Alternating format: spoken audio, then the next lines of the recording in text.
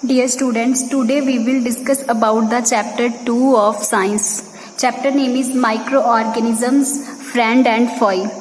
First of all, let's understand the meaning of the chapter. Microorganisms क्या होते हैं जिनको हम नेक्ड आई से नहीं देख सकते, मीन्स के जिनको हम खुली आंखों से नहीं देख सकते, ठीक है, और सिर्फ उनको माइक्रोस्कोप की हेल्प से देख सकते हैं, उनको बोला जाता है micro organisms. Friend and Foy means कि वो हमारे दोस्त भी हो सकते हैं, एंड फॉय मीनिंग होता है एनिमी, वो हमारे दुश्मन भी हो सकते हैं. First of all micro organisms की डेफिनेशन देखो.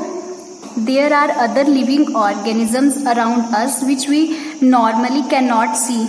These are called micro organisms. जितने भी लिविंग ऑर्गेनिजम्स हैं, जैसे प्लांट्स हैं, एनिमल्स हैं, ठीक है, उनको हम नॉर्मली देख सकते हैं, बट जो कुछ अदर लिविंग ऑर्गेनिजम्स भी होते हैं हमारे अराउंड जिनको हम देख नहीं सकते, ठीक है, जिनको सिर्फ हम माइक्रोस्कोप की हेल्प से देख सकते हैं, उनको बोला जाता है माइक्रो ऑर्गेनिजम्स. इनका साइज होता है 10⁻⁻⁶, मीन्स के इनका मिनिमम साइज माइक्रोन के जितना होता है. इसकी एग्जाम्पल देखो. एक ड्यूरिंग रेनी सीजन अगर आप कोई भी मॉइस्ट ब्रेड को खुला छोड़ देते हो तो वो स्पॉयल हो जाता है, ठीक है. आप देखोगे कि उसकी सरफेस के ऊपर ना ग्रेइश वाइट पैचेस आ गए हैं.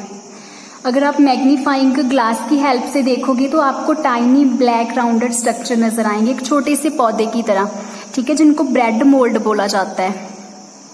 वो एक तरह की फंगस होती है, ठीक है. फंगस क्या है? एक माइक्रो ऑर्गेनिज्म है. आगे देखो. क्लासिफिकेशन ऑफ माइक्रोब्स मीन्स कि इनको कितनी टाइप्स में डिवाइड किया गया है. फर्स्ट है bacteria, second is fungi, third is protozoa, fourth is algae, ठीक है. अब हम इनका स्ट्रक्चर देखेंगे. First of all bacteria. ये स्पाइरल बैक्टीरिया है, ठीक है, इसकी शेप स्पाइरल जैसी होती है, इसलिए इनको स्पाइरल बैक्टीरिया बोला जाता है. सेकंड देखो रॉड शेप बैक्टीरिया, ठीक है, रॉड शेप के बने होते हैं बैक्टीरियाज, ठीक है, इनको जस्ट माइक्रोस्कोप की हेल्प से ही देखा जा सकता है, ठीक है. और कुछ बैक्टीरियाज राउंड शेप के होते हैं जिनको कॉकस भी बोला जाता है. नेक्स्ट देखो एल्गे, ठीक है. एल्गे में कौन कौन से आ रहे हैं? क्लामाइडोमोनस, सेकेंड इज स्पाइरोगिरा, ठीक है, स्पाइरोगिरा जो होता है स्पाइरल शेप का होता है. आगे देखो प्रोटोजोआ. प्रोटोजोआ में आ रहा है amoeba and paramecium. Amoeba unicellular organism है, ठीक है, और ये अपने सूडोपोडिया की हेल्प से मूव करता है. आगे देखो फंजाई. फंजाई में आ रहा है ब्रेड मोल्ड, ठीक है, ब्रेड मोल्ड जो हमने पहले एग्जाम्पल में भी पढ़ा हुआ है कि जो ब्रेड के ऊपर ग्रो करते हैं, ठीक है, उनका स्ट्रक्चर ऐसा होता है. और देखो ये एक छोटे से प्लांट की तरह नजर आ रहा है, ठीक है. सेकंड देखो पेंसिलियम, एंड थर्ड है एस्परगिलस, ठीक है. देखो जो फंजाई है इनमें ना हाइफे बने होते हैं, ठीक है, या फिर इनमें थैलस बना होता है, ठीक है. ये प्लांट की एक छोटे से प्लांट की तरह नजर आते हैं. ओके. आगे देखो नेक्स्ट टॉपिक है viruses. Viruses are also microscopic. They, however, reproduce only inside the cells of the host organism, which may be bacterium, plant or animal. उन्होंने बोला है कि ये भी माइक्रोस्कोपिक होते हैं, ठीक है, माइक्रोस्कोप की हेल्प से देखा जा सकता है. इवन कि इनका साइज जो होता है, ये जो माइक्रोब्स हैं बैक्टीरिया फंजाई, इनसे भी 100 या 10 टाइम छोटा होता है. आगे देखो इनको रिप्रोड्यूस करने के लिए एक होस्ट ऑर्गेनिज्म की जरूरत होती है. होस्ट ऑर्गेनिज्म मीन्स के किसी दूसरे ऑर्गेनिज्म की जरूरत होती है इनको ग्रो करने के लिए, ठीक है. ये क्या करता है? होस्ट ऑर्गेनिजम्स के सेल के साथ रेप्लिकेट करता है, ठीक है, फिर ये अपनी रिप्रोडक्शन करता है. और होस्ट ऑर्गेनिज्म जो होता है कोई भी हो सकता है, कोई बैक्टीरिया भी हो सकता है, प्लांट और एनिमल भी हो सकता है, ठीक है. और जो कॉमन वायरसेस हैं उनकी एग्जांपल है देखो. Common elements like cold, influenza and most cough are caused by viruses. उन्होंने बोला है कि जैसे कोल्ड, फ्लू, इन्फ्लुएंजा जो फ्लू होता है, ठीक है, कफ, ठीक है, ये सारे जो डिसीजेज होती हैं वायरस की वजह से कॉज होती हैं, ठीक है. कई बार क्या होता है, बोला जाता है कि कोल्ड या कोई भी सर्दी जुकाम ही अपने आप ही ठीक हो जाता है, क्योंकि जो हमारी बॉडी की इम्यूनिटी होती है ना, अगर कोई भी वायरस बाहर से हमारी बॉडी में एंटर करता है तो हमारी बॉडी की इम्यूनिटी उसके साथ फाइट करती है, ठीक है, और फिर उस वायरस को किल कर देती है, जिसकी वजह से वो डिसीज खत्म हो जाती है. ठीक है। नेक्स्ट देखो, कुछ और भी सीरियस डिसीजेज होती हैं जैसे पोलियो, चिकन पॉक्स, ठीक है, ये भी वायरस की वजह से कॉज होती हैं। अदर डिसीजेज हैं डिसेंट्री एंड मलेरिया, ये जो डिसीजेज होती हैं प्रोटोजोआ जो माइक्रो ऑर्गेनिजम्स हैं उनकी वजह से कॉज होती हैं, ठीक है। डिसेंट्री, ठीक है, डिसेंट्री मीन्स के जो इन्फेक्शन हो जाती है स्टमक में। मलेरिया, ठीक है, मलेरिया किसी मॉस्किटो की वजह से कॉज नहीं होता, ठीक है। एक्चुअली में मॉस्किटो एक कैरियर की तरह काम करता है, वो कैरियर होता है और वो प्रोटोजोआ को कैरी करता है, ठीक है। प्रोटोजोआ जो होते हैं वो जो मलेरिया कॉज करते हैं। ओके, नेक्स्ट देखो, where do micro organisms live, means के माइक्रो ऑर्गेनिज्म रहते कहाँ पे हैं। देखो, माइक्रो ऑर्गेनिज्म जो होते हैं वो यूनिसेलुलर भी होते हैं, ठीक है, और मल्टी सेलुलर भी होते हैं, और ये सर्वाइव करते हैं under all types of environment ranging from ice cold climate to hot springs and desert to marshy lands. उन्होंने बोला है कि जहाँ पे आइस कोल्ड क्लाइमेट होता है, मीन्स कि इतनी ठंडी जगह होती है जहाँ पे टेम्परेचर जो होता है -डिग्री हो चुका होता है, ठीक है, वहाँ पे भी ग्रो करते हैं। टू हॉट स्प्रिंग होता है गर्म झरने जहाँ पे पानी उबल रहा होता है, ठीक है, वहाँ पे भी माइक्रो ऑर्गेनिजम्स ग्रो करते हैं। डेजर्ट में भी, डेजर्ट है रेगिस्तान। टू मार्शी लैंड मीन्स के दलदली जमीन, ठीक है, वहाँ पे भी माइक्रो ऑर्गेनिजम्स ग्रो कर सकते हैं। इसके अलावा ये एनिमल्स एंड ह्यूमन बॉडी में भी ग्रो करते हैं, और कुछ माइक्रो ऑर्गेनिज्म दूसरे माइक्रो ऑर्गेनिजम्स के ऊपर भी ग्रो करते हैं, ठीक है, और कुछ जो है फ्रीली एग्जिस्ट करते हैं। आगे देखो, फ्रेंडली माइक्रो ऑर्गेनिजम्स मीन्स जो हमारे लिए यूजफुल हैं, ठीक है।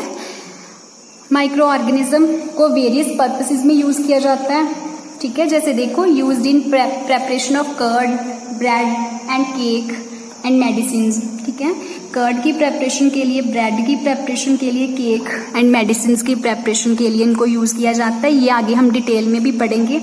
आगे देखो, in agriculture they are use to increase the soil fertility by fixing nitrogen. उन्होंने बोला है कि एग्रीकल्चर में ये सोइल की फर्टिलिटी इंक्रीज करते हैं उनमें नाइट्रोजन को फिक्स करके, ठीक है, ये भी आगे हम डिटेल में करेंगे। नेक्स्ट देखो, सबसे पहले हम देखते हैं मेकिंग कर्ड, ठीक है, ये कर्ड बनाने में कैसे हेल्पफुल होते हैं जो बैक्टीरियाज होते हैं। देखो, एक बैक्टीरिया है लैक्टोबैसिलस। जब लार्ज स्केल पे कर्ड की प्रोडक्शन होती है तो वहाँ पे ये वाला बैक्टीरिया यूज करते हैं, लैक्टोबैसिलस। ये क्या करते हैं, जब इसको ऐड किया जाता है मिल्क में, ये जो शुगर होती है मिल्क की उसको लैक्टिक एसिड में कन्वर्ट कर देते हैं, और बाद में ये जो केमिकल होता है लैक्टिक एसिड ये मिल्क को कर्ड में कन्वर्ट कर देता है, ठीक है। और लार्ज स्केल पे कर्ड की प्रोडक्शन जो होती है लैक्टोबैसिलस जो बैक्टीरिया है इसकी हेल्प से की जाती है। नेक्स्ट देखो, making bread, cake and pastries. देखो, अब ब्रेड, केक एंड पेस्ट्रीज जो है इनको माइक्रो ऑर्गेनिजम्स की हेल्प से कैसे प्रिपेयर किया जाता है। एक ईस्ट पाउडर होता है, ठीक है, ईस्ट क्या है, ईस्ट एक टाइप की फंगस है, ठीक है, फंगस क्या है, एक माइक्रो ऑर्गेनिज्म है, ठीक है। जब इनकी प्रेपरेशन की जाती है ब्रेड वगैरह की, ठीक है, सबसे पहले ईस्ट पाउडर जो होता है उसको फ्लोर में मिक्स कर लिया जाता है, ऐड किया जाता है। उसके बाद डफ को नीड करते हैं, ठीक है, आटे को गूंद लेते हैं। थोड़े टाइम रखने के बाद जो डफ होता है उसकी वॉल्यूम इंक्रीज कर जाती है। क्यों उसकी वॉल्यूम इंक्रीज क्यों करती है, क्योंकि जो ईस्ट होती है वो रिप्रोड्यूस करना स्टार्ट कर देती है डफ में, ठीक है।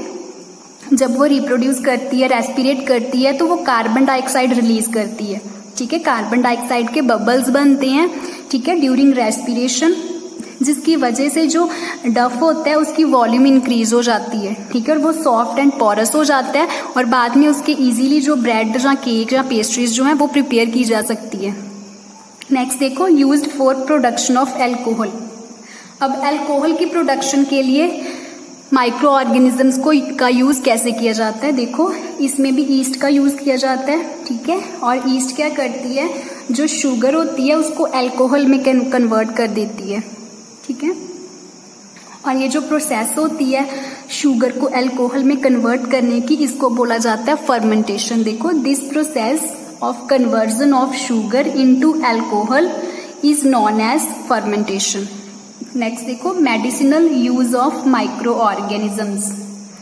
whenever we fall ill, the doctor give us some antibiotic tablets, capsules और इंजेक्शंस। उन्होंने बोला है कि जब कभी भी आप बीमार पड़ते हो तो डॉक्टर जो है आपको टैबलेट्स देते हैं, एंटीबायोटिक कैप्सूल्स देते हैं एंड इंजेक्शंस देते हैं, ठीक है।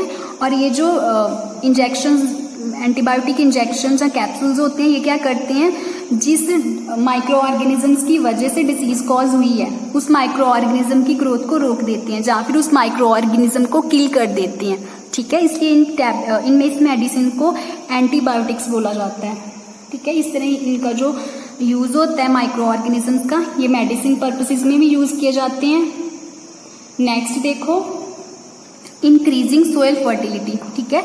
ये सोयल फर्टिलिटी इंक्रीज कैसे करते हैं, कुछ जैसे बैक्टीरियाज हैं, ब्लू ग्रीन एल्गेज हैं, वो क्या करते हैं, नाइट्रोजन को फिक्स कर देते हैं सोयल में, ठीक है। एटमॉस्फेरिक जो नाइट्रोजन होती है उसको सोयल में फिक्स कर देती हैं, ठीक है। सोयल में उसकी जो क्वांटिटी होती है वो बढ़ जाती है, ठीक है, जिसकी वजह से जो सोयल की फर्टिलिटी है वो इंक्रीज हो जाती है, ठीक है। आगे देखो, क्लीनिंग द इन्वायरमेंट, ठीक है। ये जो माइक्रो ऑर्गेनिजम्स होते हैं ये इन्वायरमेंट को क्लीन कैसे करते हैं, देखो जितना भी लिविंग वेस्ट होता है, ठीक है, जो आप गार्बेज जैसे किचन गार्बेज है उसको भी ऐसे ही फेंक देते हो, ठीक है। या फिर प्लांट्स का जो रिमेन होता है, वेस्ट होता है, जो डेड एनिमल्स का वेस्ट होता है, जहाँ डेड बॉडीज होती हैं एनिमल्स की, उनको माइक्रो ऑर्गेनिज्म क्या करते हैं, डिके कर देते हैं, ठीक है, सोयल में मिक्स कर देते हैं, जिससे क्या होता है, एक तो सोयल की फर्टिलिटी इंक्रीज हो जाती है, ठीक है, सोयल में न्यूट्रिएंट्स ऐड होते हैं, प्लस इन्वायरमेंट क्लीन हो जाता है, ठीक है। ये थे यूजेस ऑफ माइक्रो ऑर्गेनिज्म।